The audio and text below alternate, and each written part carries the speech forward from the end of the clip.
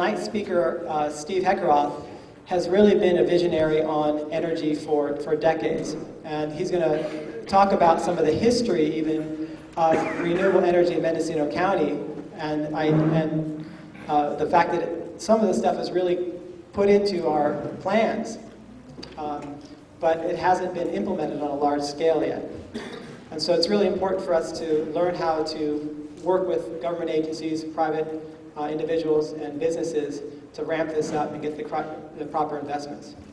But I've been really inspired by Steve's work, from someone who can build his own house to building a solar tractor. He'll probably give you some of these things in his overview. And having an amazing, broad perspective on all these issues that I just briefly touched on. So I'm going to leave it to Steve to give you more details, but I want to welcome Steve Heckeroth.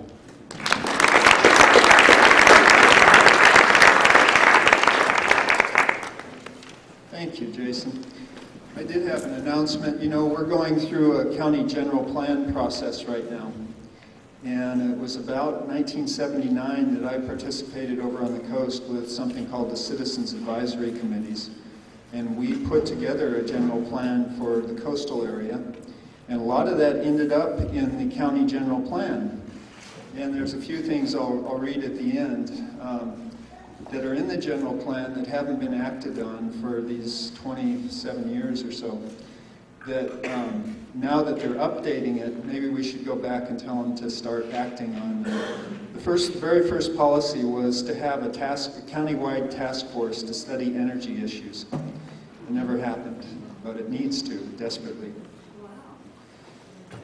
So I'll get right into it. This is something, this presentation is made up of 2 or 3 different presentations that I've done over the last 25 years or so. And dealing with these issues that now everybody understands as climate change and peak oil. But this is from Richard Heinberg, so you've already seen this. You're a very educated audience compared to most that I talk to. So I'll run through this part first, very quickly. But this just shows that if we were, you know, in a more perfect world back in about 1940, we would have seen that the discoveries were peaked, and we should probably start looking for alternatives to oil in this country. They peaked about 1930.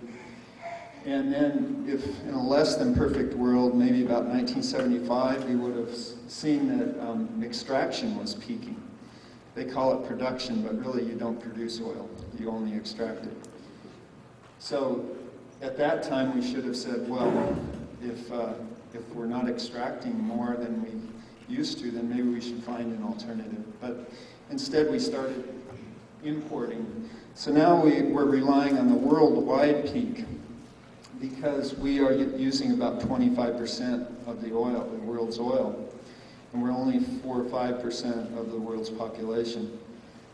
And since 1980, our extraction rate has been declining by about 2% a year, and also our import rate has been increasing by 4% a year. So it's a recipe for disaster. And there has been a lot of books written about it. I'm sure you've had presentations by some of the people that have written these. Some ones of particular note are Ross Glibspan on Boiling Point on climate change, and Matt Simmons, Twilight in the Desert, talks about maybe Saudi Arabia really doesn't have as much oil as they say they do. And The Long Emergency, and my favorite is John Howe's book. He called me up about 7 years ago now, and he had been surfing on my website, and he said, "What can I do?" And I said, "Why don't you write a book?" And he called me back about 2 or 3 years ago and said, "I wrote the book," and he sent me copies. And he's just already done the first revision. And his solution is PV on every roof and EV in every garage. And scaling back 5% a year on what we use. Yeah. PV is photovoltaic, and EV is electric vehicle. Oh. John Howe. You can, I'm sure Jason knows it. We've got about 50 copies in town. Yeah, there you go. It's got 50 copies. So now more mainstream publications, you know, it's starting to be understood by everybody when the National Geographic starts putting it out, Time Magazine starts putting it out. Our fossil fuel dependence is a double-edged sword, pollution on one hand and climate change, and depletion and economic chaos on the other hand. We are conducting a huge experiment to see how much pollution life can take. This is the eastern seaboard, and it's the pollution from coal-fired power plants heading over the Atlantic. And the two, the globes below show a simulation of what, if we don't do anything, what our world will look like in 2030. It'll look like that pollution over the Atlantic all the way around the world. And at that point, it will be too late to turn back. The global effects of climate change are already happening. I don't know if you noticed every report on the hurricanes, they kept talking about the warm water energizing the storms. Now, where does the warm water come from? Warm water comes from the greenhouse gases, and I think the hottest 7 years since they started recording global temperatures have been in the last 10. And now each year is hotter than the previous year for the last 4 years. So the north, the polar ice caps are melting, which is having significant changes in the oceans, both less salinity and higher water levels. And the local effects of CO2 have become pretty obvious to us. Here's the human, this is human history, the oil extraction on that, actually all fossil fuels on that scale. It's about a 25,000 year diagram we're looking at here. And for 12,000 years, Native Americans lived on this land without depleting it. And in the last 150, we've done a pretty good job of depleting a lot of the resources that took a long time to create. So I've been thinking about sustainability for a very long time. And I've come up with the idea that sustainability is really just maintaining the essential resources, maintaining the equality of the essential resources. And those essential resources are something we don't think about very often, but it's probably the most important. Air, oxygen, fresh water, and soil for our food. You can survive for about 3 weeks without food, 3 days without water, about 3 minutes without oxygen. So oxygen is pretty important. And it's arguably the most important resource, most precious resource on Earth. That's my son, less than an hour old there. A baby needs about 400 cubic feet of oxygen to survive the first 6 months of life. Burning a gallon of gasoline uses about 400 cubic feet of oxygen. So I call a gallon of gasoline a baby unit. When you burn a 7-pound gallon of gasoline, you consume about 14 pounds of oxygen and create 21 pounds of carbon dioxide.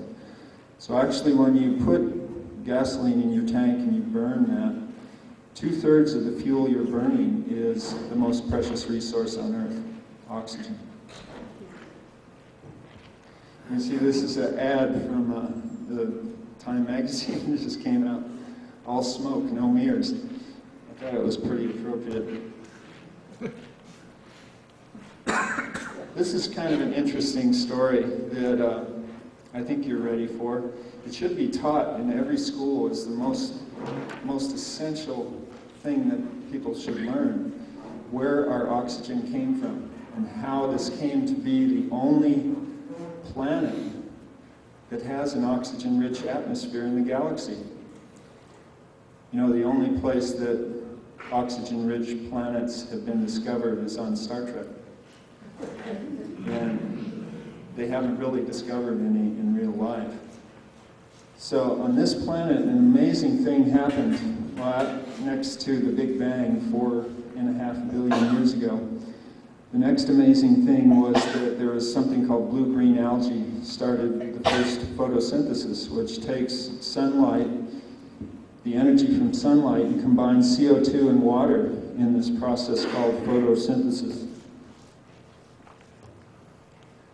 So for 3 billion years, all there was these microscopic plant organisms doing their thing, you know, living and dying, and trillions of their bodies were deposited on the ocean floor.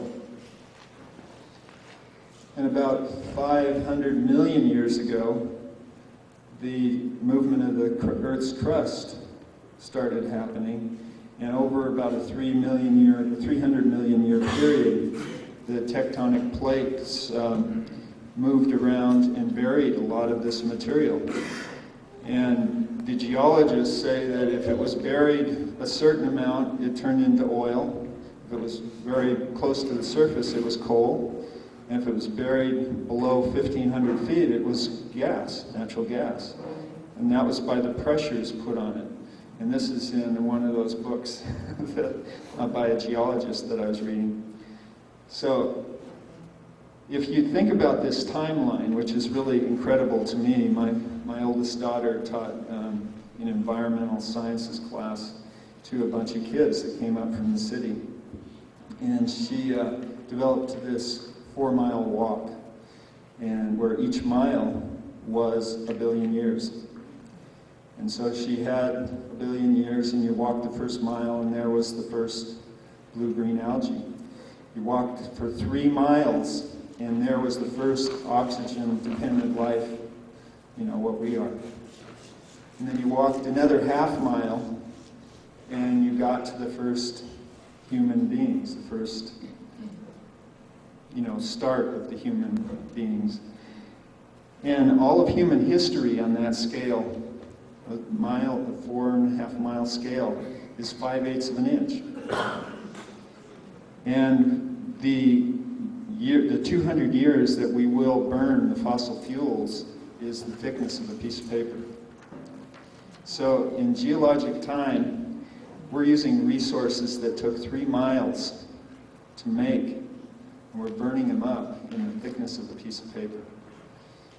Not too bright. So we have a choice. We can breathe or burn. Running out of fossil fuel is kind of a bummer, and it presents some interesting challenges. But turning the Earth into a lifeless planet is like each of us jumping off a cliff and pulling about 6 billion or 6 million unborn people with us, like our own individual Holocaust. Not to mention all the other life forms that we're pushing to extinction. We're now in the process of the 3rd largest extinction in all of known history, dinosaurs and us. The sun's supposed to burn for another 5.5 billion years. That's a lot of generations of people that could live on this earth if we don't destroy it for them. It may not be too late, and we're in an ideal place to show the rest of the world how to make the change. 40 years of oil left, 5.5 billion years of sunshine left. Choose wisely. I'm going to first talk about transportation, because 99% of our transportation is dependent on oil, which is in the shortest supply. Here you can see how your choices of vehicles determine how much climate change gases you put into the air. If you have a vehicle that gets 10 miles per gallon, not only costs you a lot of money to operate it, and it uses a lot of energy, 200 kilowatt hours to go 20 miles, or to go 50 miles. A normal house uses about 20 kilowatt hours a day. So if you drive 50 miles, if you have a 50-mile commute, you're using 10 times as much energy on transportation with a 10-mile per gallon car. And you make 27 tons of CO2. You emit 27 tons of CO2. And you go on down to 20 miles per gallon, 30 miles per gallon, 40 miles per gallon, 50 miles per gallon, you're starting to get a little bit reasonable, but we're still not really there.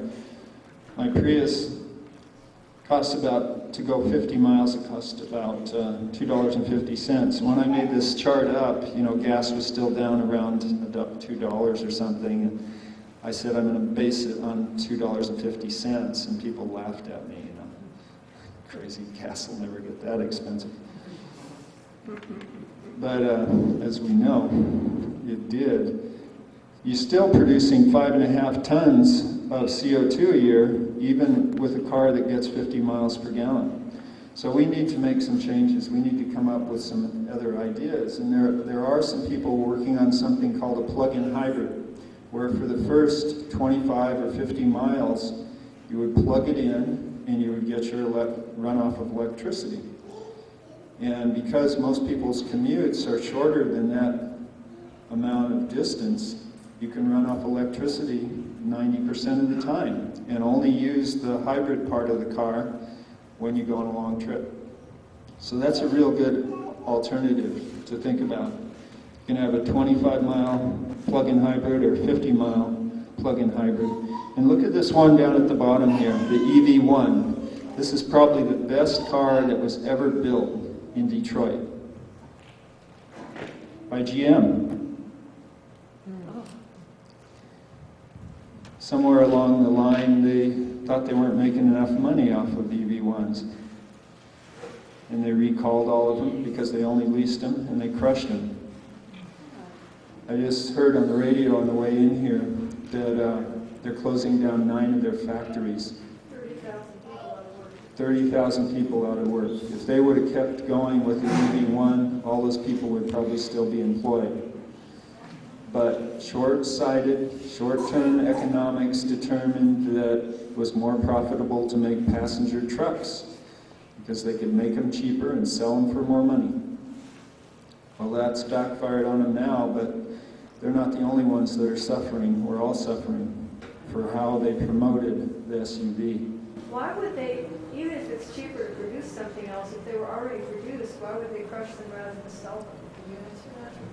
I can't answer that. You'd have to ask the geniuses at GM. The only thing I can figure is they needed to get the metal to make more SUVs.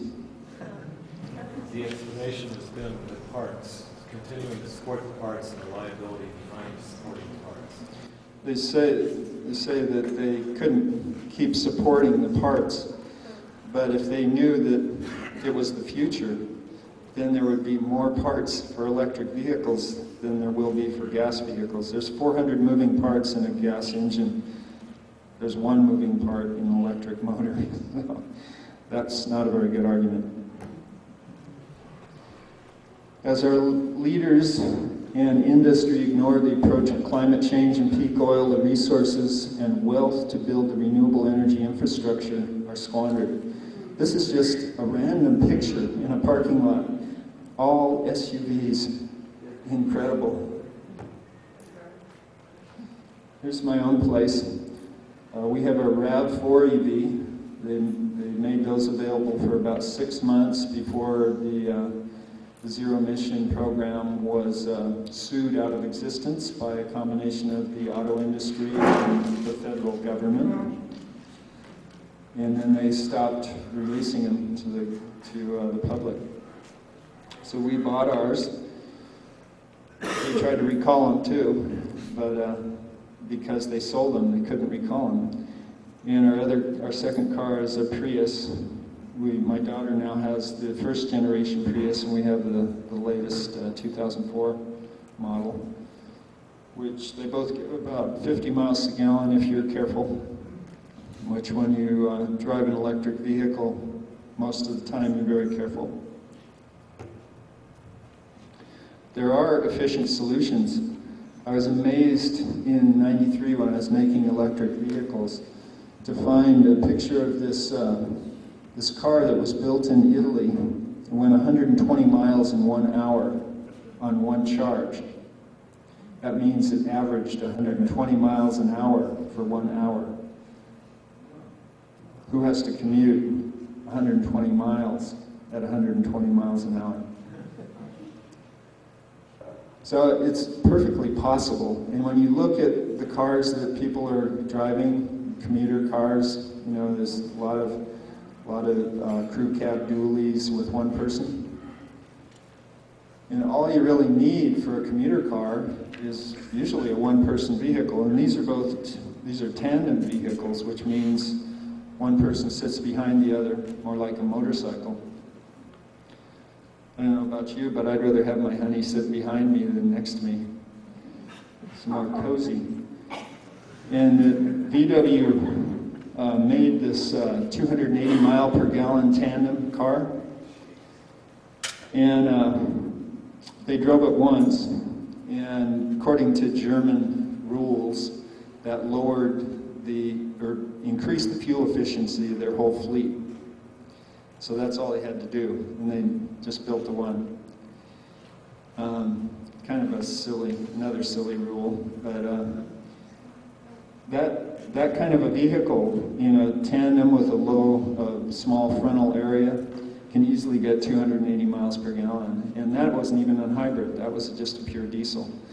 You can increase that by 30% by turning it into a hybrid. So we could be over 300 miles per gallon right now if we made the right vehicles. My favorite is a group of students put this fuel cell vehicle together, gets the equivalent of 9,000 miles per gallon. That's students. The company I work for, Energy Conversion Devices, has built a hydrogen hybrid with a solid hydrogen fuel tank, so there's no possibility of explosion. So this is another possibility if the hydrogen economy ever happens. But right now, hydrogen from fossil fuels, which is where 95% of it comes from, probably 98% of it, is actually worse than using the fossil fuel because it takes more energy to make the hydrogen than you could get out of the fossil fuel. When we have excess solar capacity or excess wind capacity, it might be a very good thing to do with that excess capacity, make hydrogen, which through electrolysis. And then we could have vehicles like this that would eliminate the fossil fuel altogether. We can charge our transportation from the sun. And we can have building integrated photovoltaics that can run our homes and charge our vehicles. We have to make our whole energy use more efficient, but we can do that as well. And it's happening in a lot of places. Marin County has come up with this GIS. It's a solar map that shows where the areas are in the shadow and where the areas are in the sun for the whole county. I think Mendocino County should do that. And it's one of the policies that I wrote in 1979, that we should have a solar map of the county. We should not use north slopes for housing. You burn 10 cords of wood on the north slope. And if you've got a passive solar home, you don't need to burn any, or one at the most. We have 6 kilowatts of photovoltaics at our place, and we can charge the batteries of our electric vehicles and our electric tractor. And as long as I'm not making electric cars and using the welder a lot, we can come out pretty even over the year.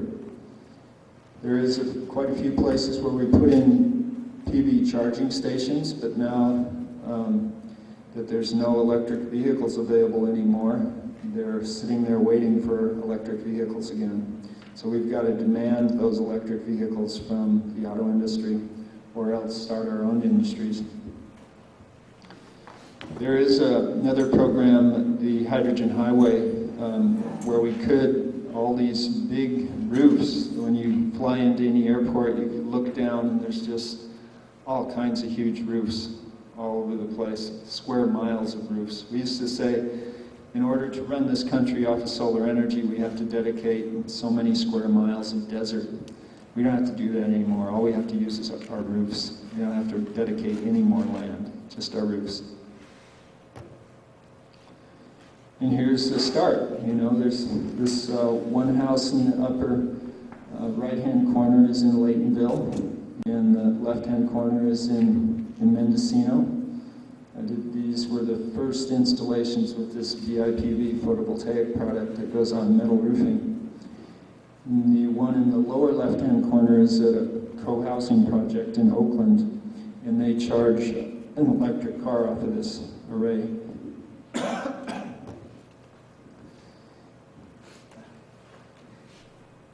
Well, you don't need to see all the electric cars I built, but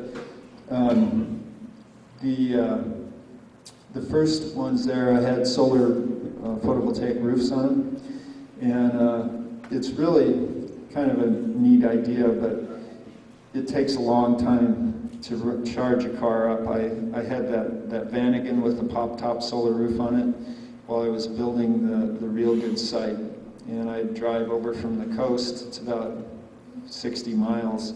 I could make it on one charge, but then I'd have to park it on site while I was working during the week, and it would take 4 days to charge the batteries up from the sun, and then I could drive home. So it was kind of interesting, but it's much better to have the photovoltaics on the roof of your garage because you need a lot more area. The sun is a very powerful source of energy, but it's a diffused source of energy, so it requires quite a bit of area to do it. This was my first conversion. This is a Type 3 Carmendia, which was kind of a rare car, so it was worth restoring and doing the conversion. And I drove it for about 8 years, 2 sets of batteries in those 8 years. We could charge it off the sun, and I was on the Planning Commission during that time, and I drove it over to Ukiah for the Planning Commission hearings every 2 weeks, and I plugged in at the Planning Department. First time I plugged in, I threw the breaker on the computer system there, so they gave me my own dedicated charging port after that. And then I had a radio show, the Renewable Energy Show and the Sustainable Communities Show, and I drove it to KZYX and went on the radio, and I plugged in while I was there. So the whole myth about needing all this charging infrastructure is just that, it's a myth. I can plug into any 110 outlet. How many million 110 outlets are there? I mean, there's probably 100 charging stations in this building. So that was a myth created by the auto industry. You know, they had the inductive paddles, and everybody had their own kind of paddles, so that they controlled the charging infrastructure, and nobody could really plug in anywhere. But when you make your own electric cars, you can put a charger in that's a conductive plug charger. You can do 220 or 110, and you can plug it in anywhere and go anywhere you want and meet new friends, because when you get low on electricity, you just stop and say, hey, can I plug my car in? And everybody always says, wow, cool, sure, how does this work? You know, and I met a lot of good friends. And then I had some fun. My favorite body style, I really liked cars. It was unfortunate that there's such bad things. But my favorite body style was this James Dean Porsche Spyder.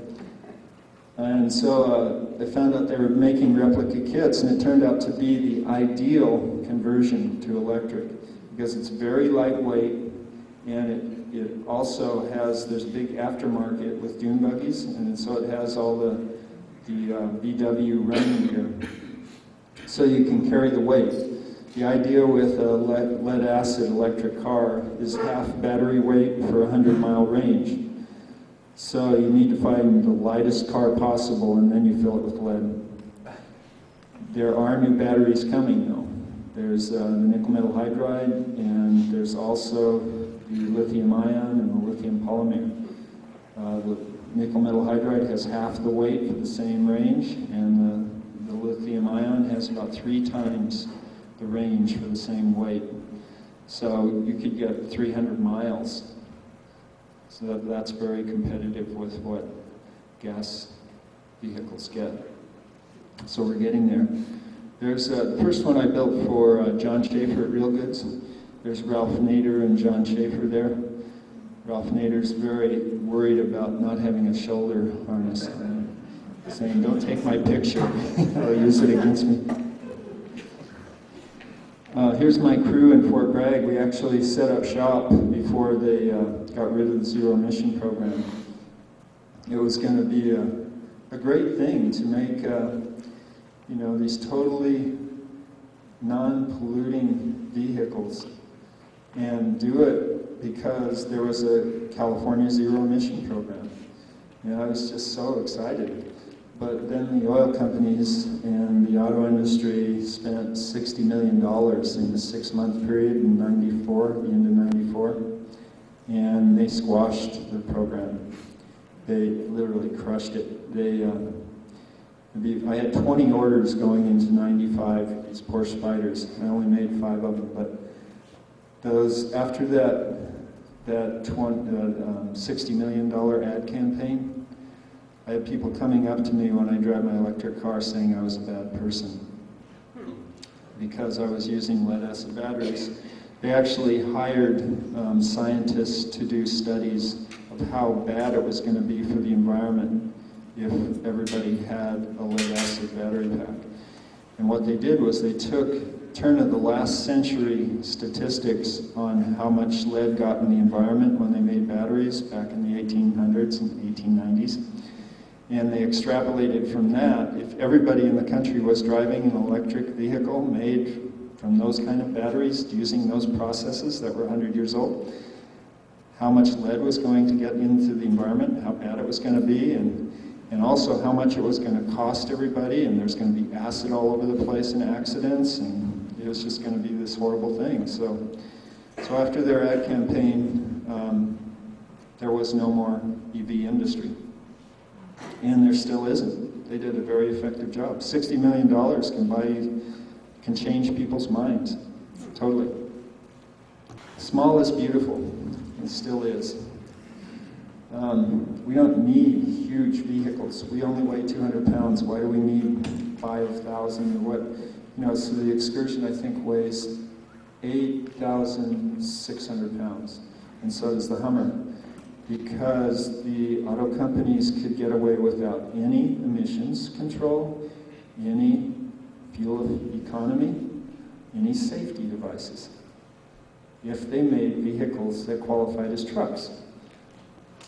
And they're passenger vehicles, but they qualify as trucks, so they can get away with all that. And they can make them cheaper, and they can sell them for more money. What could be better? But all we need is stuff to get our bodies around. We don't need to carry all that steel around. So we can do quite a bit with vehicles, but there's really better things to do. And here's a chart that shows some of what happens in a typical city. Most people are driving alone. So the solution is to plan and build walkable, bicycle-friendly, human-scale communities surrounded by agricultural green belts, connected by transit. It's been figured out for years. I mean, a guy named Ian McHarg, who was my hero, wrote a book back in 1970 called Design with Nature. And he looked at all the natural resources available, and he would make these maps, painstakingly, spend years doing studies. And with current GIS technology, we can do the same thing that took him years. We can do it in minutes now with GPS and GIS. yet we're still not doing it. So, you find where the good agricultural land is. You do not let people put housing developments on that good agricultural land. You use that as a green belt around your town. There's a very good example, which I'll show you, Village Homes, that was built in 1970. This picture in the bottom left there is in Germany, a country that has 5 times the population density of the US.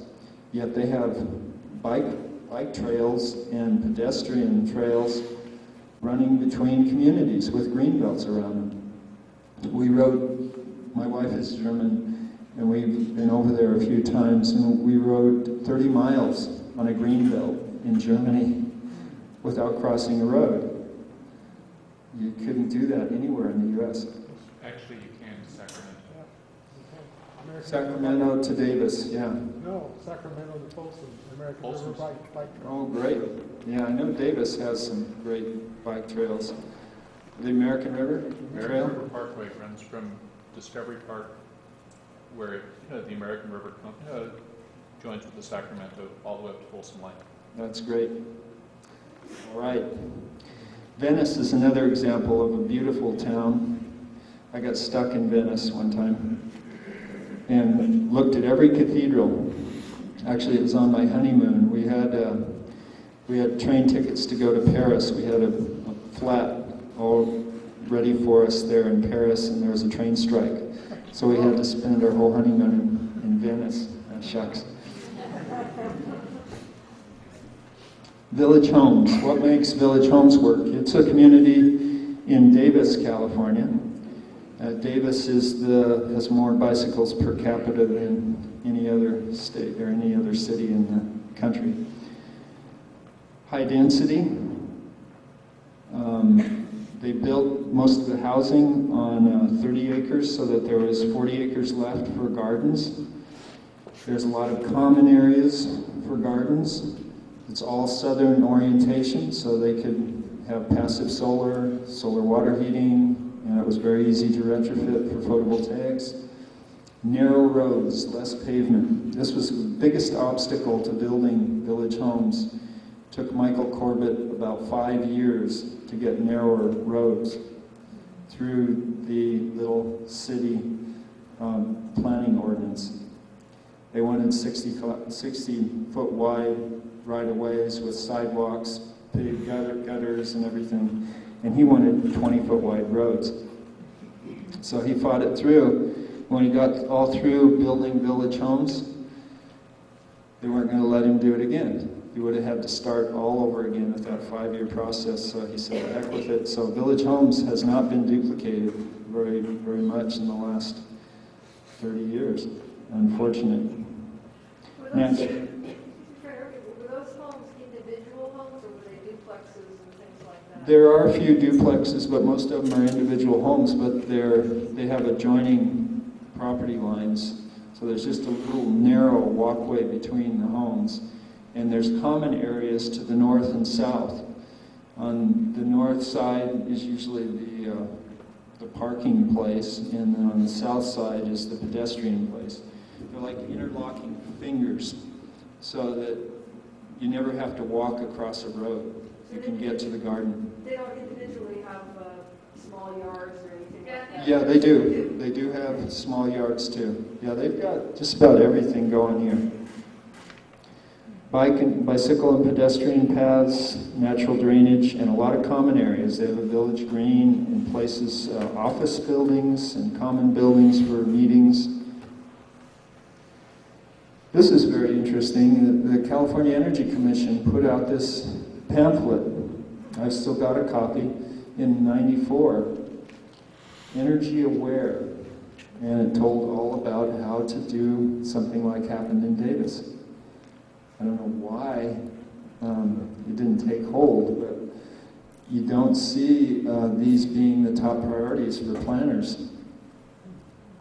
Mixed-use development, density near transit, street trees, pedestrian facilities, bicycle facilities. These are all the headings in the book. And then they followed that with something called Planning for Community Energy, Economic, and Environmental Sustainability in '96. They called it Places. And it's using energy as a yardstick to measure and compare the efficiency of development options to make informed decisions. Amazing. And like I said, recent GPS and GIS developments make this strategy an inexpensive planning tool. We should go right to our planning department and say, you know, get it going on. Why can't we do planning using GIS and GPS? We have the tools. We can go beyond zero energy homes to zero energy communities. Here's a few vehicles that I'd like to build.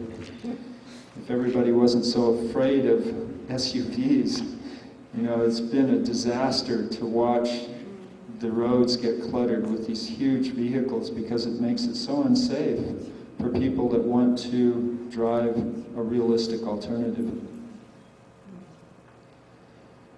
But I think these would be fun, and if you mount them up on a rail, you could have a hands-free commute. You could have your computer in front of you, you could punch in your destination, and the rail would take you there, and by the time you got there, it would be time to play, because you'd finish all your work. This is actually a guy who has done all the work to make this a reality in Austin, Texas, of all places. He's developed like a monorail where you can drive these vehicles, and they're perfectly teardrop shaped, so they get very low wind resistance. But he's actually built a model of this thing, and he's got it so that it's all figured out. It goes 180 miles per hour once you get up on the rail. Gets over 280 miles per gallon. Would make commuting really fast and nice. You wouldn't have to hassle with all that. It's totally doable. All we have to do is tweak things a little bit.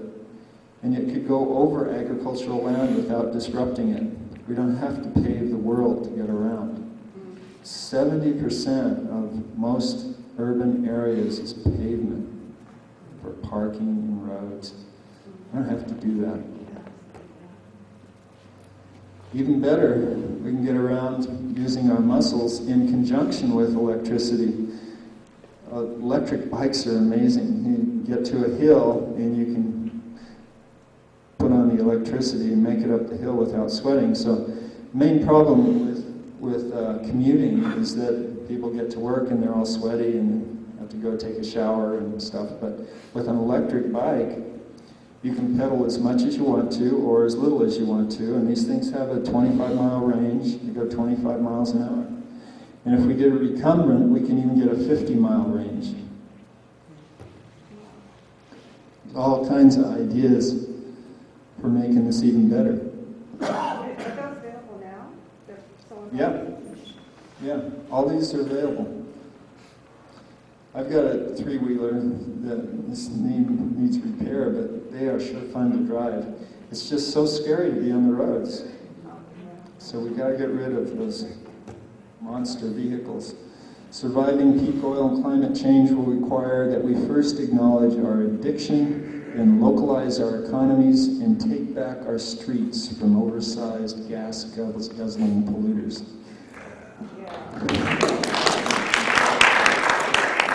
My wife took these pictures for a presentation she made at the last Solar Energy Conference. It's a farmer's market in Fort Bragg, where we actually take back the street for a day. It's kind of fun. And then they have, everybody got together and they had a circle where they all went around and dug each other's gardens. So it was a nice community thing to do, where a bunch of women got together, and it was amazing how much work they could get done when there was, a dozen women working together. Instead of being all alone in your garden, all of a sudden you have this whole crew. So this is what I'm going to do, is go through these hierarchies of what we should do in each area. Now this is disguised as the oxygen oxygen determinant. Transportation and energy are really related to oxygen because that's the resource that we're using up to get our energy and to get our transportation. There was this comedy hour, or 2 hour last night, and Bill Maher came on and he said that the oxygen levels in the cities are now down to 9%.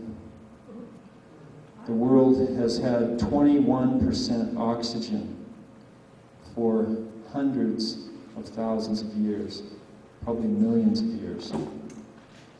And it's gone down to 19, and in some cities it's down below 10%. So we are really pushing things. We really have to make changes very quickly. Tell your friends. So we're just burning the oxygen? And Yeah, burning the oxygen? we're burning, as I pointed out, our vehicles burn, adults need about 20 cubic feet a day, and a car burns about 20 cubic feet a minute. What's it turning into? What's that? I mean, where is it going? Carbon dioxide. Carbon dioxide, the greenhouse gas, yeah. See, when you take one carbon, you add 2 oxygens from the air, you get carbon dioxide. So, here's the transportation hierarchy. Consolidate trips. And trips saved is oxygen saved. Walk or bike, muscles are best. Pedal electric, ultralight EV, pedal electric rail, compact EV, plug-in H2 hybrid, biofuel. It's always best to consider all the zero pollution options before you even consider biofuel. Here's what we might be heading toward. We started with wood. This shows the hydrogen-carbon ratio of different fuels.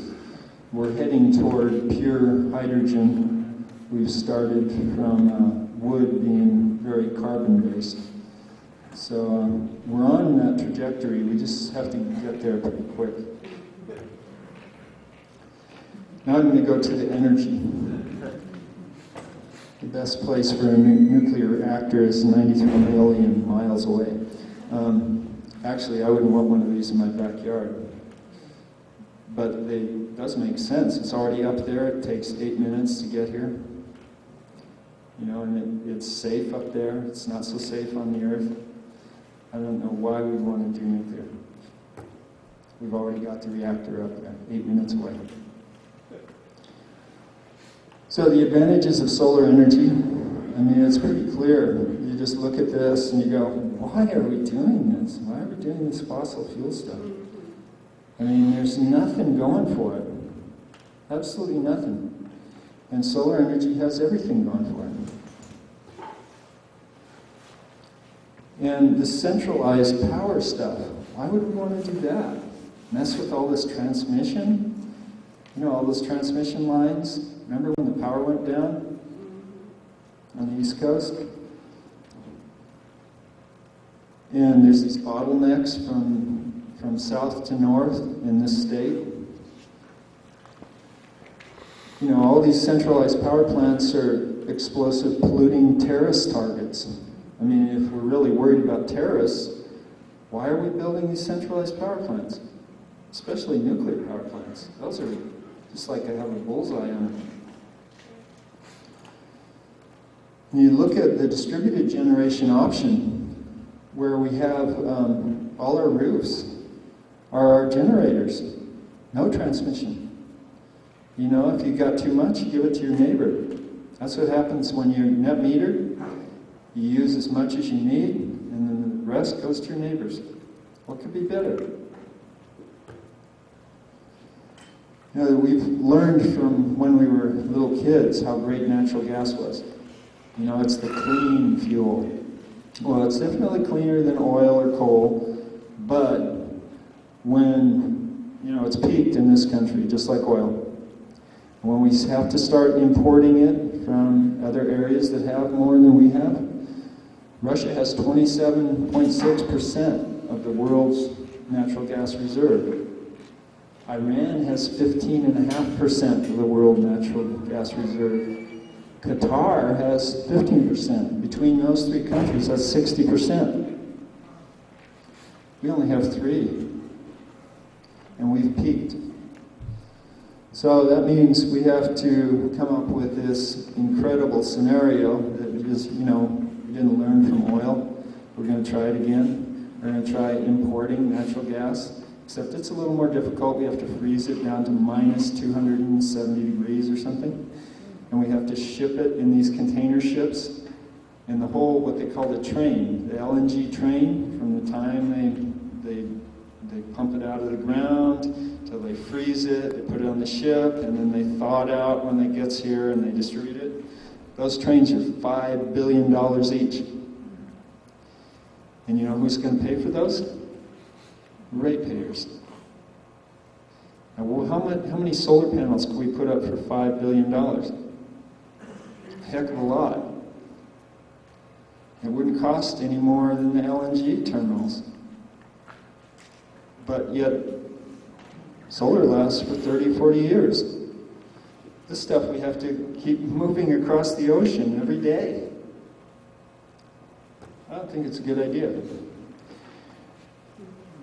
The price, these next 2 slides show the price of our energy supply in what's called external cost, which don't get figured into our economy somehow, because they're all future costs and environmental costs, few dead animals, few extinctions, there's not an economic value. So they're all externalized.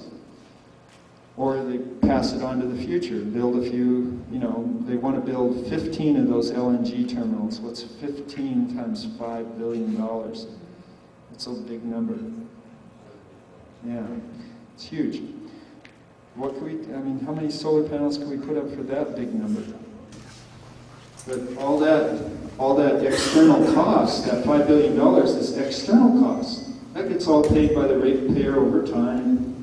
A few pennies here, a few pennies there, every kilowatt hour, So those are all external costs. Who pays for those? Society pays for those external costs. And really the price we pay for electricity is just the tip of the iceberg. But here's what we could do if we start going to renewables. We could get rid of those external costs, or most of them. And we could save all that for future generations, all those external, environmental, and future costs. Here's something that I've dedicated most of my time for the last 5 years to. This is something called Building Integrated Photovoltaics, BIPV. I'm developing thin film photovoltaic roof, so you can actually use this thin film, roll it out on your roof, and it will be your roofing material.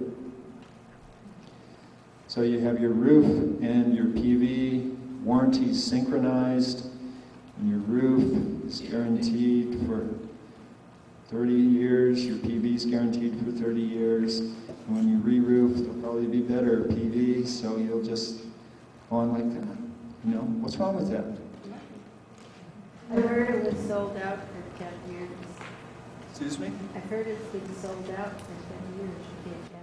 No, it's the main problem with photovoltaics right now is that there's a shortage of silicon. Thin film uses 100 times less silicon for the same output.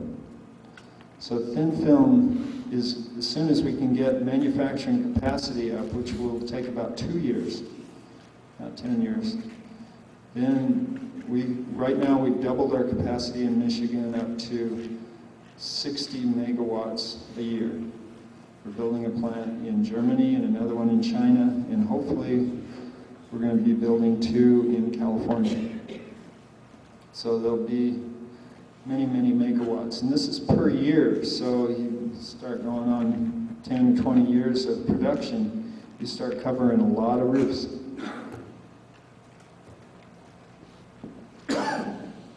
Here just shows some of the real economic value of BIPV. These are those externalities that don't get included in our growth economics.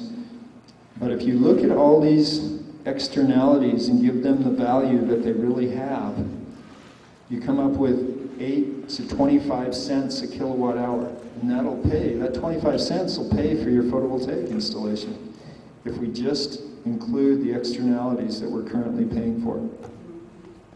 Sorry, that last slide was showing how nicely peak power from a PV system coincides with peak usage. When all the air conditioning systems come on in the summer, that's when PV is putting out the most. So it actually, if you're on time of use, you're getting compensated at 30 cents a kilowatt hour during that peak time. So it makes PV make economic sense right now. Manufacturers are actually gearing up and ready. They've doubled their capacity every year for the past 3 years. When they talk about that million solar roofs initiative, they talk about the integrated? The Million Solar Roofs program was mostly for building integrated. Yeah, it was focused on building integrated, but there's also a lot of ground mount systems. You know, some people are still stuck on the centralized power idea, and if the utilities have any, you know, that's how they make their money. So they want to control that, and they want to have it in a central place so that they can distribute it and charge you for it. But I think eventually, you know, the building integrated will win out because it makes a lot more sense. There are some very big installations. There's megawatt installations on big roofs. And these are happening more and more.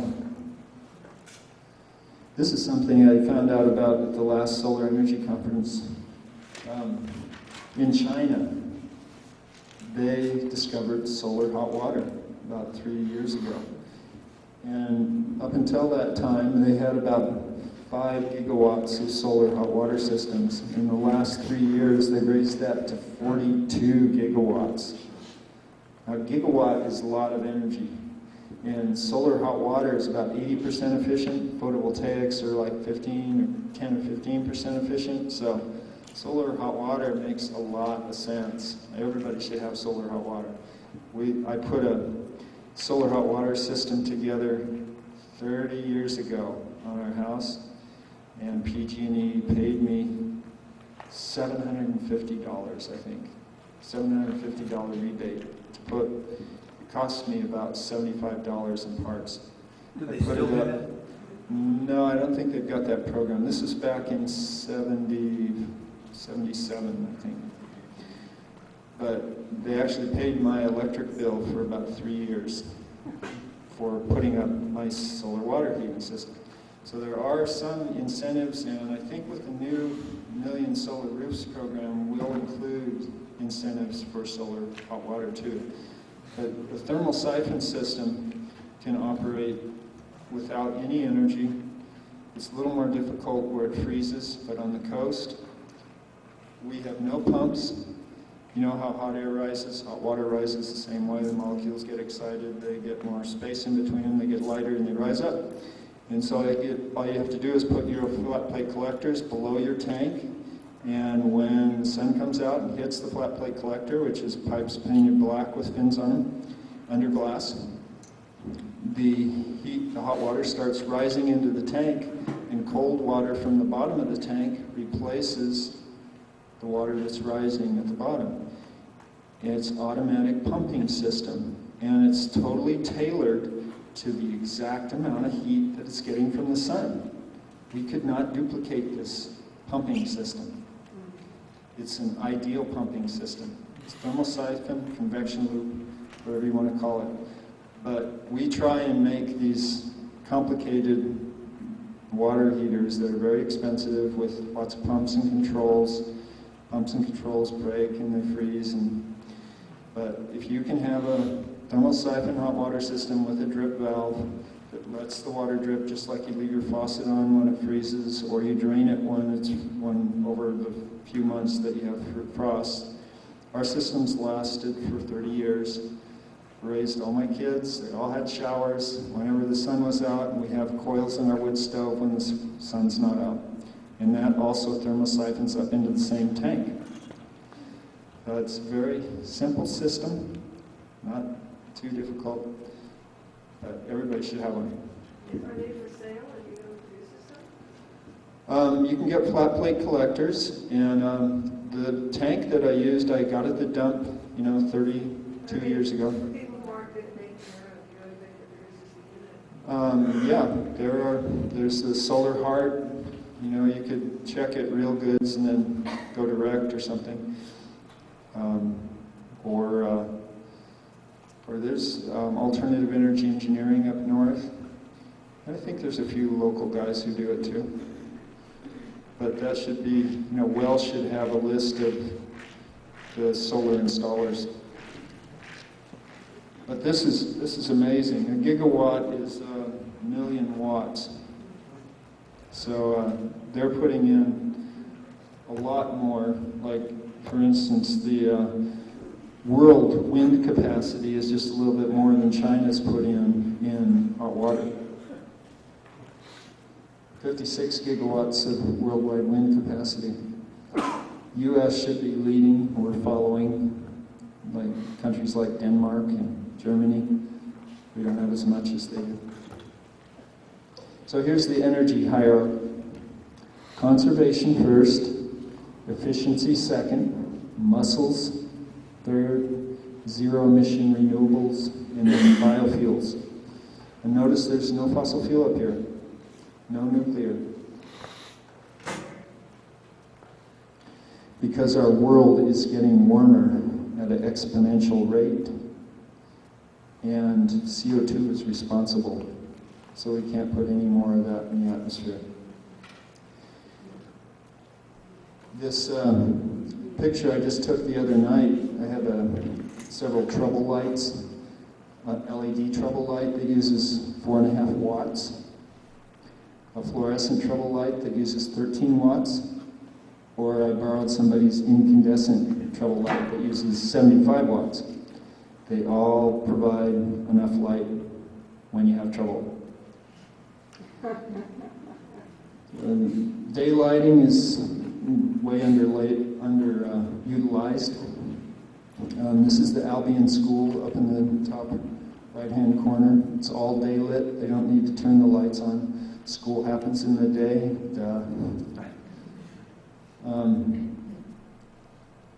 The pedal juicer was I made. Your legs are your strongest muscles. So I just ran a bicycle into a cabinet and hooked a champion juicer. It can run a flour mill too. So the woodworker, built the cabinet and took it to the woodworker show and made apple juice for everybody. And then BIPV. So the next hierarchy is for water. We did oxygen. We got oxygen taken care of. Now water is the next important thing. Remember, only 3 days on water without water. I think we have to rethink the way we get our water. Totally rethink it. About 10% of the electricity used in California is for pumping water. That's going to be very expensive in the future. Plus, it's radically affecting the water table in a lot of areas. The central areas, I went to study architecture at Arizona State University. And while I was there, the water table was dropping 12 feet a year in Phoenix, in Scottsdale and around surrounding. There was an agricultural area just to the south called the Levine area. And they could no longer do agriculture because until they got the Central Arizona project where they raped Black Mesa to pump,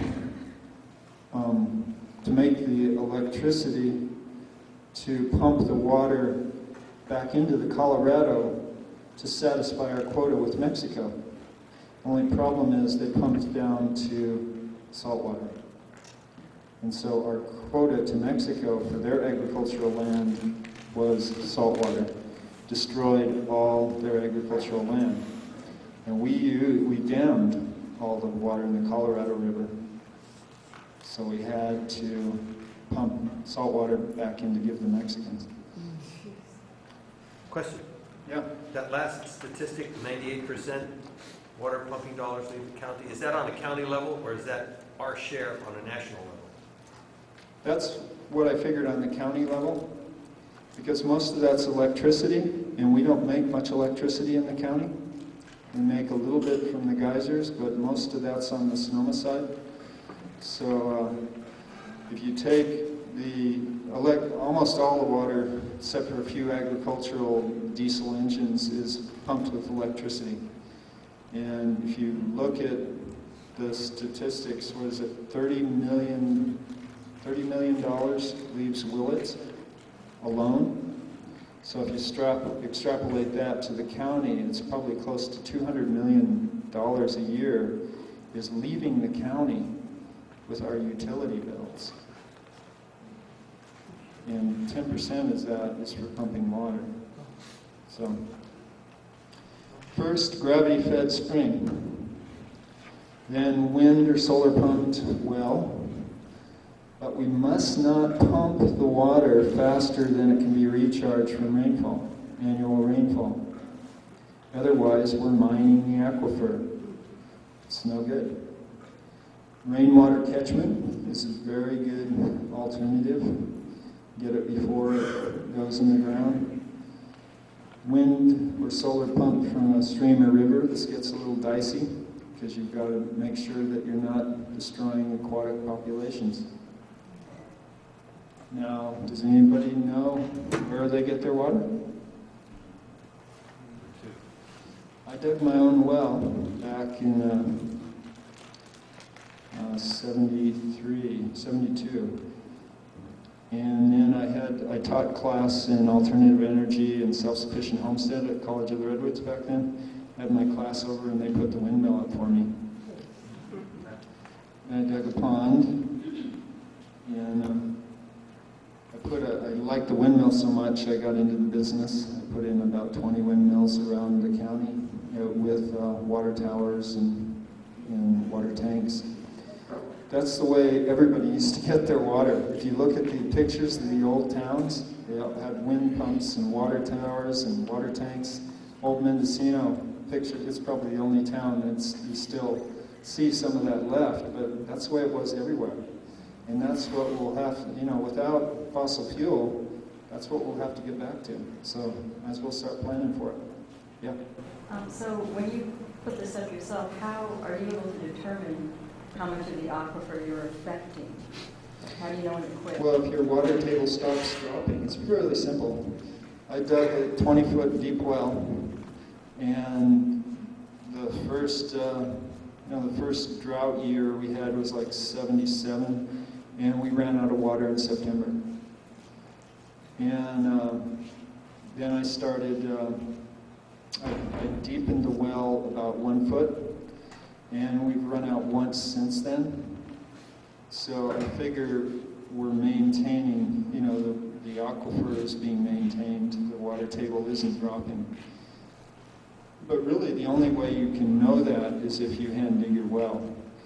And really, nobody's going to be able to drill a well without fossil fuel. So either you better get your well drilled pretty fast, or think about digging your wells. Because it's the easiest to know what's going on with your water if you dig your well.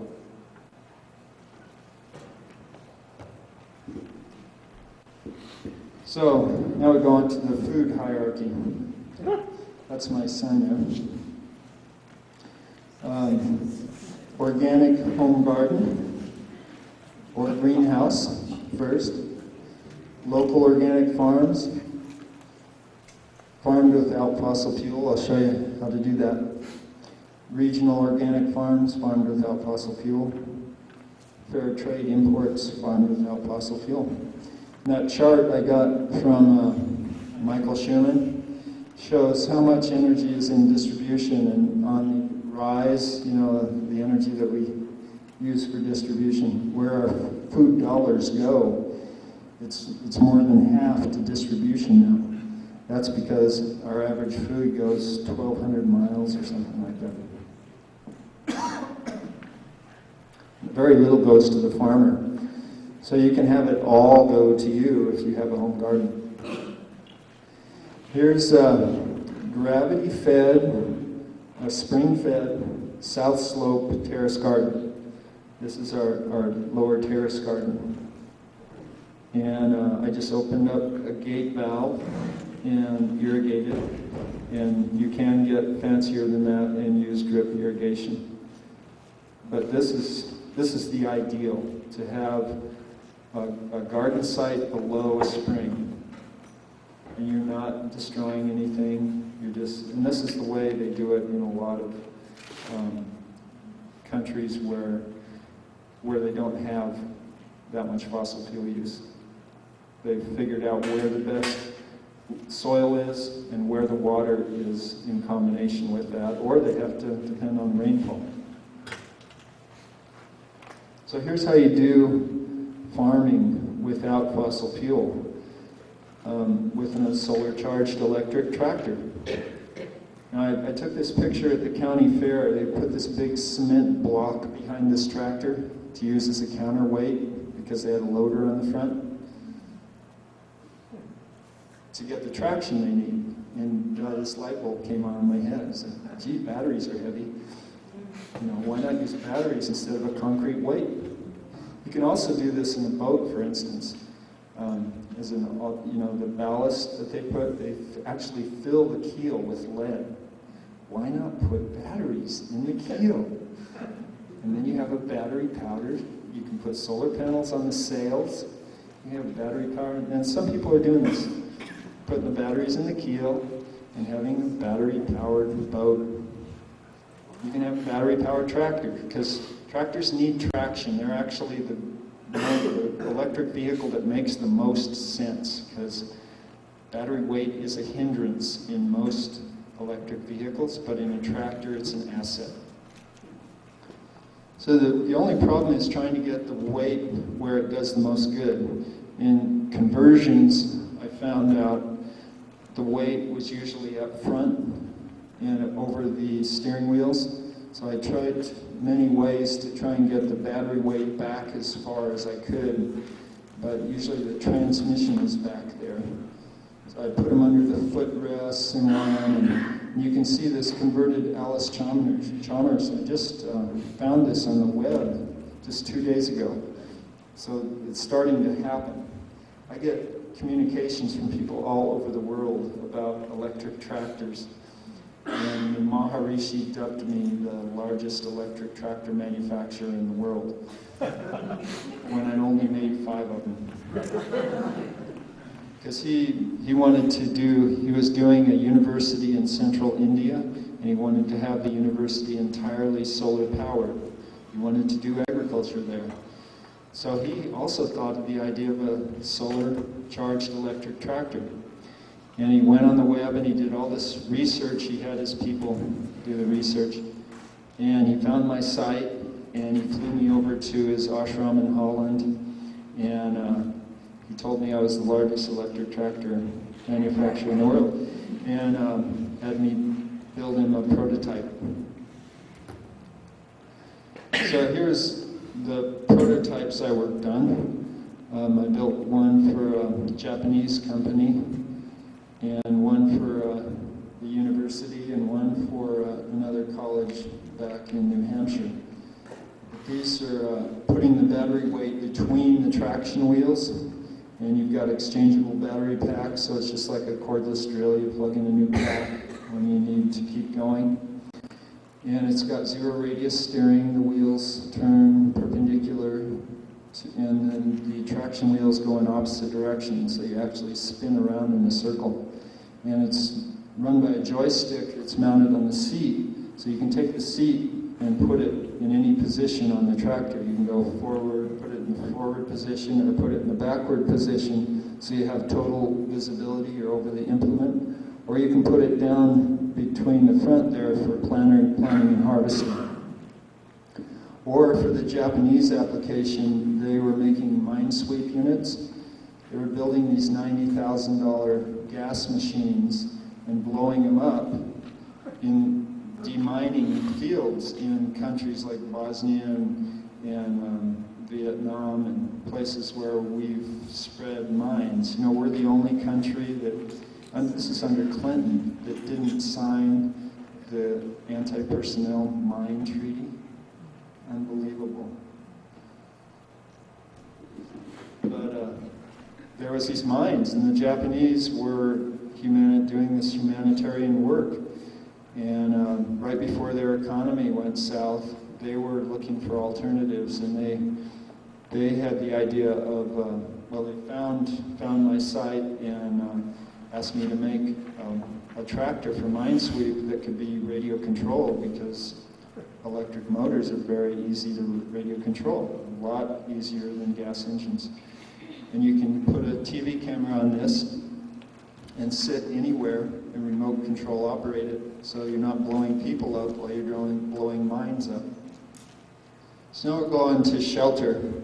Shelter is kind of a necessity, although it doesn't fall into the same category as the first three, oxygen and water and soil. But it's also where we use an inordinate amount of energy in this country, so it has a lot to do with how much oxygen we're burning. In the hierarchy I came up with is passive solar with on-site materials, then local and recycled materials produced without burning fossil fuel, regional materials produced without burning fossil fuel, and very efficient and durable materials. Now, there are some materials that I think are better used for fossil fuel than just burning it. You burn the fossil fuel and all you're doing is you're using the most precious resource on Earth.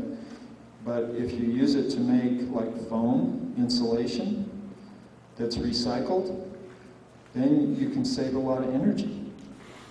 You can save a tremendous amount of energy. You can build a house that uses no energy for heat or cooling, just by passive solar design and good insulation and thermal mass. Now this is a pretty poor slide, but in order to do passive solar design, you have to know where the sun is. And this chart shows you where the sun is at any hour of the year throughout the year, in relation to the site, which is right there in the center. And this is just a simple chart that I use. I do a site map, and then I put this chart over the site map to see where the sun's going to be in relation to that building throughout the year. And if you look in those center circles, you can see where the sun is in relation to the horizon throughout the year.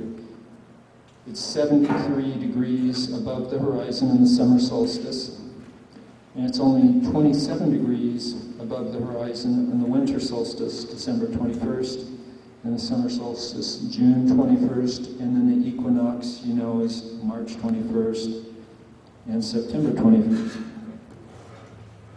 Here's a house I built using these principles. It's on the coast, and it was an impossible place to live. The people bought the land, and then they couldn't even picnic out there because the cold wind blew off of Alaska. With wind chill, it was usually below freezing. But using these passive solar principles, where you shade the windows on the south side in the summer with a simple overhang, and you design the overhang so that the full heat from this winter sun can come into the house and heat the thermal mass. And just with that passive tool, you can heat and keep cool most buildings. If you add a lot of thermal mass and earth connection, it becomes easy to do that even in the harshest climate, which this was, very harsh climate. Because you go down into the ground, the average temperature of the ground in this area is about 58 or 59 degrees, which is a lot better temperature to heat or have your, especially in the summer, when you want a cooler temperature. If you've got that earth connection, you've got it right there. That's why most animals, and what I do is I look at the animals in an area. In the desert, most animals live underground. Do you know what the temperature is underground in the desert? 70 degrees. So, what could be simpler? You just do an earth-sheltered house, and you've got the ideal temperature all year long.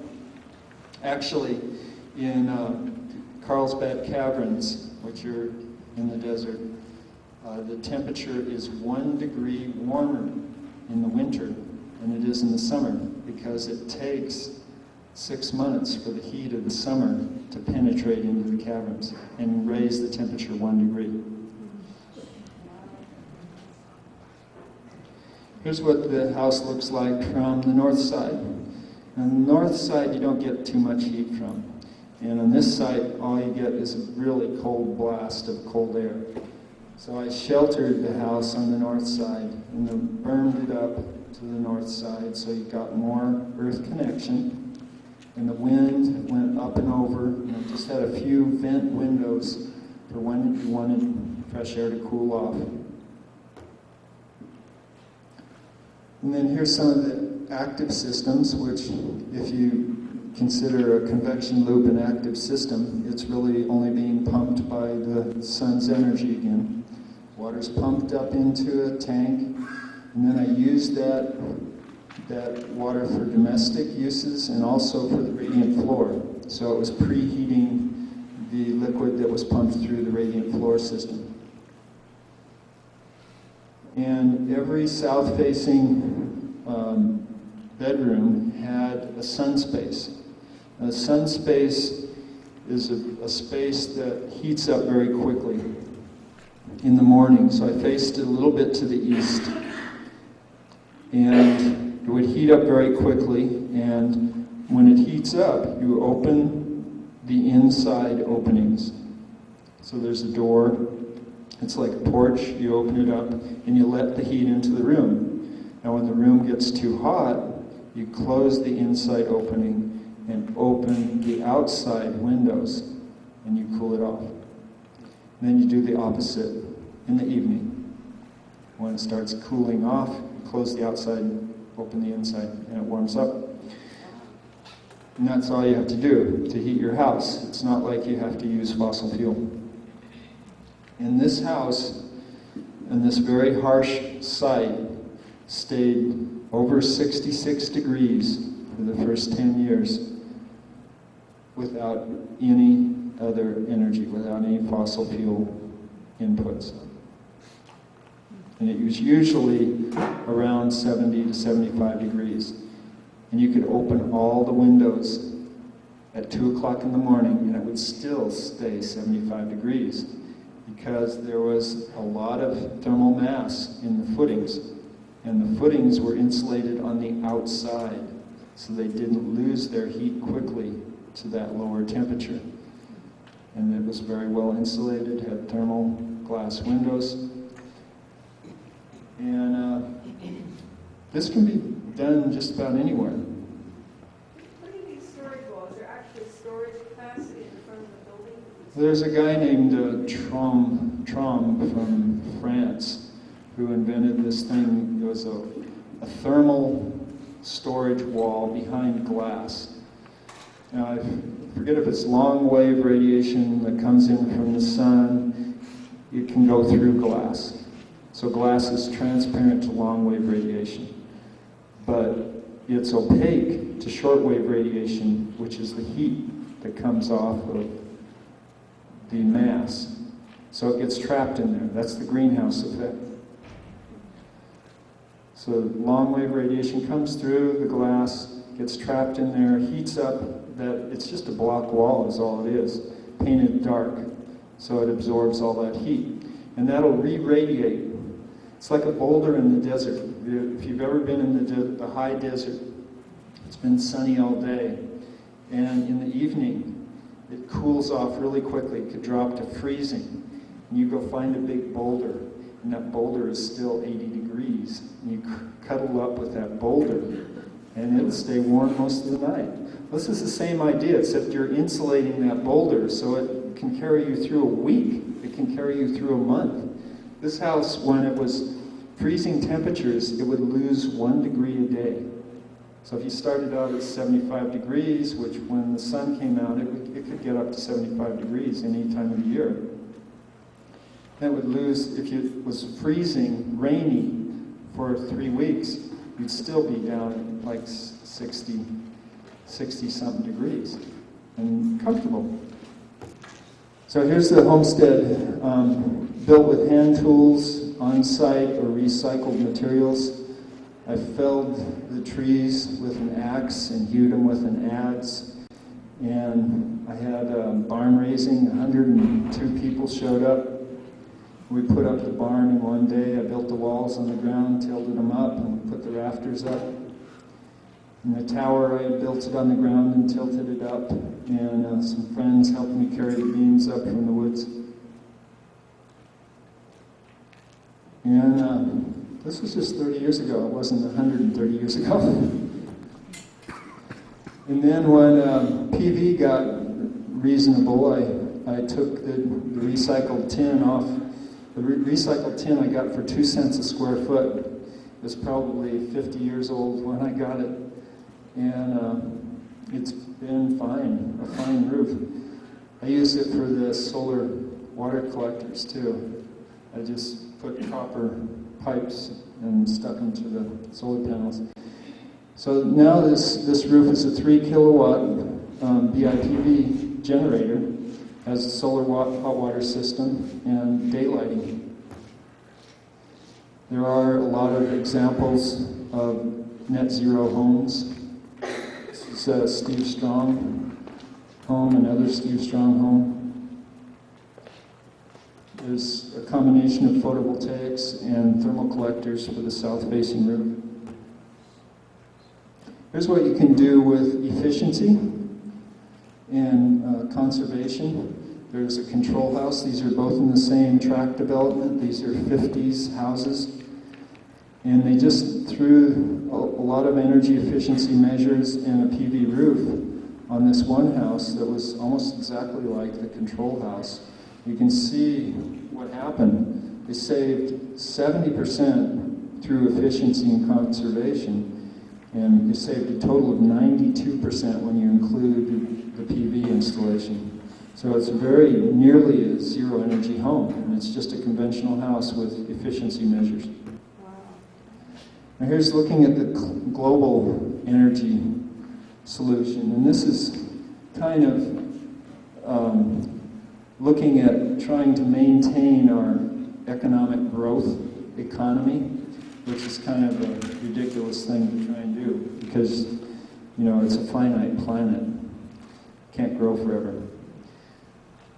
But here's what they figured they could do, even that way. Now, they've got some pretty optimistic ideas about oil availability and coal and natural gas, but they do realize that eventually those are going to run out and we're going to have to find the energy somewhere, and the only source that they could come up with to replace those is the sun.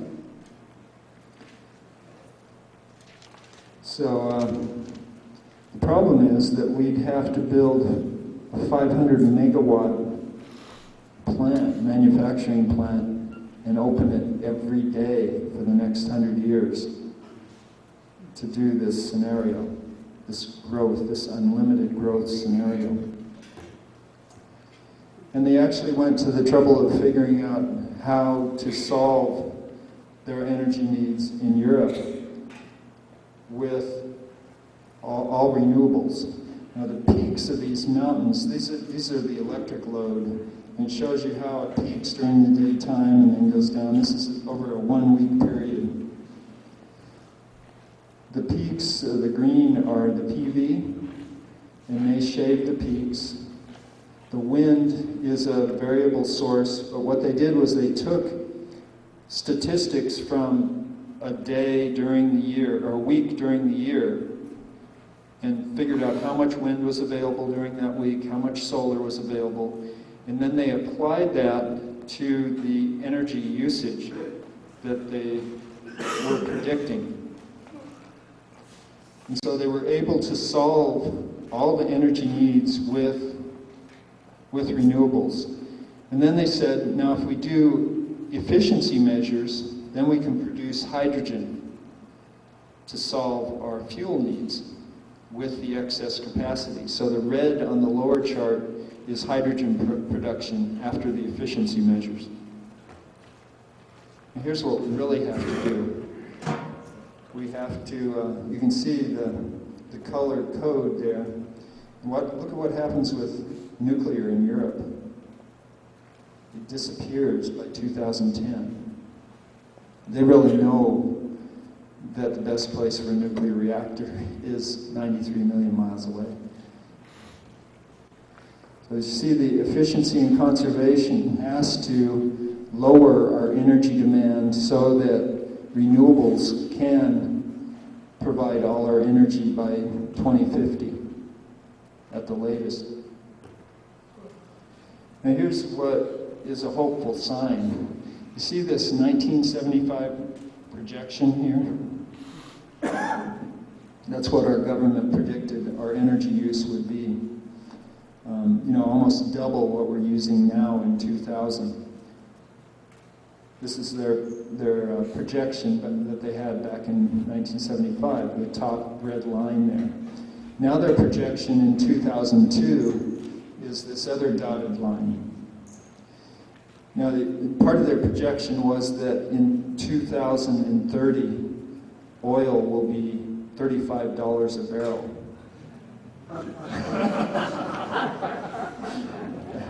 So it's kind of a fantasy. But this is the U.S. Energy Information Administration. You'd think they should know what they're talking about. In the previous slide, it mentioned biomass. How does Europe define biomass? Well, anything that's created in real time and not dug up out of the ground. So biomass would be vegetation, either alcohol, biodiesel, but it's created in a cycle that's in real time. It doesn't depend on, you know, there's that book, Ancient Sunlight. What fossil fuel is 3 billion-year-old sunlight, basically, or billion-year-old sunlight, or 100 million-year-old sunlight. But biomass is in a current cycle. So it's kind of carbon neutral, but it still is not quite as good as totally non-polluting energy resources. So here's what I think we have to do. Instead of just going with their projection that has oil at $33 a barrel in 2030, going with something that's more realistic and trying to cut back on our fossil fuel use as soon as possible, at the same time eliminating nuclear power and increasing all non-polluting renewables as rapidly as we can. And we can maintain a really, probably a better lifestyle.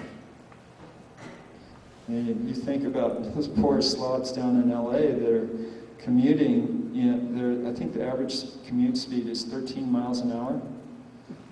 You can ride a bike, I mean, faster than that. I mean, what sense does that make? So it's just tweaking things a little bit and it'd actually be healthier, you know. If everybody, can you see a freeway full of bicycles? Wouldn't that be cool? Well, all it said was the human mind knows no bounds. And I showed Paul McCready's airplane, solar-powered airplane that holds the height record and the longest time in the air record, and then nuclear bomb. You know, we can do very good things or we can do very bad things. So we should probably make a choice to do good things. Here's what we can do locally. I'll spend the rest of the time just talking about things that we can do right away. One is we can all get involved in the general plan update. You'd think that the things that I have listed on the right-hand side there would be kind of important, but you can see the number of pages that are dedicated to those things. And, some things like scenic highways, recreation, they all have more pages dedicated to them than things like energy and air quality. Safety, seismic safety, yeah, that's important, but there's a lot you can do about seismic safety that doesn't have to be said in 20,000 words or so. We'd probably do a good page on seismic safety, and that would cover it. And then we could have a county-wide safety task force and come up with programs in each town that would get us somewhere. But this document, this general plan document, I want to read you. I participated in the general plan back on the Citizens Advisory Committee, and I wrote an energy element back in '79. And one of the things that I said back then was that the county should create a county-wide task force to develop a comprehensive energy element for the general plan. And this is the general plan. It got included in the general plan in 1981. But there was no task force. It's up to us to make them do what it says they're supposed to be doing in the general plan. And there's a whole in the 10 pages on agriculture, there's some incredible policies in there. Like, you cannot use agricultural soils. You cannot develop agricultural soils. Yet we have to go down and we have to, make a big statement about why they shouldn't develop when it's in the general plan. It's already in there. They're supposed to be following this document. We have to make them follow this document. And this update that's happening, they could throw all the good stuff out if we're not, the price of democracy is constant vigilance, something like that. Eternal vigilance. So here's the other ways that communities can offer their support to increase the supply of clean renewables. And there's something I want to invite you all over to carpool over to the coast on December 2nd. We're having some experts on community choice aggregation speaking on December 2nd at the Fort Bragg Town Hall. I'm just going to do a very 15-minute compilation of this talk. And then the experts are going to take over on community choice. But community choice can turn your community into a municipal utility. You can provide your own energy, and your money can stay in your own local economy. You can start doing those distributed generation systems. And then I'll get Jason a copy of this slide so you can read through it at your leisure and try and figure out how to implement these things locally. But just in summary, energy costs are at an all-time high, and new energy crisis is unfolding. Pollution is compromising the quality of our lives and making the earth less habitable. A clean, reliable energy source is essential to maintain our standard of living. The external and future costs of conventional energy supplies necessitates immediate action to start the transition to clean renewables. Took this shot yesterday, or the day before yesterday. That's my grandson and my daughter on the electric tractor, and we're building beds and taking out the clay soil and putting in beds with topsoil and a greenhouse there to extend our growing season. And we can all grow enough food in our backyards and make our own energy off our roofs to charge our houses and our transportation. So let's do it. Thanks. In Germany, they have what's called performance-based incentives. That pays back over time. They have a front-end zero-interest loan that allows you to build your system over there. And then they pay 50 cents a kilowatt hour for ground mount systems and 74 cents a kilowatt hour for building integrated installations. So it's a no-brainer over there. And I've been testifying at the Energy Commission, on my own time for going back 15 years now. And a lot of time I'm the only one from the public there. And I've been suggesting performance-based criteria for at least 4 years at these Energy Commission hearings, but I'd love to have some company over there in Sacramento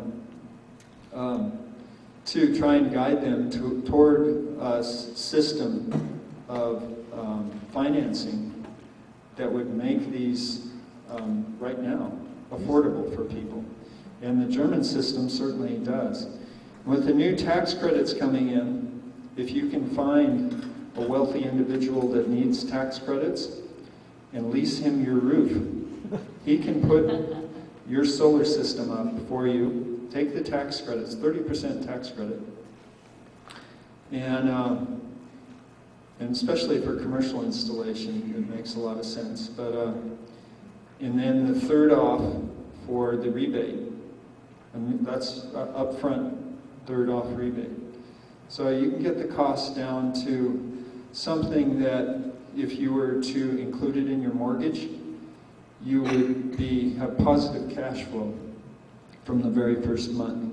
If you include the cost of your solar array in your mortgage, in most cases, after the rebate and after the tax incentives, you will get more money returned from the performance of your solar array on a time-of-use net-metered system than your mortgage payment, your monthly mortgage payment. In other words, the money generated from your solar array in kilowatt hours will be more than that portion of your mortgage payment that put your solar array on your roof.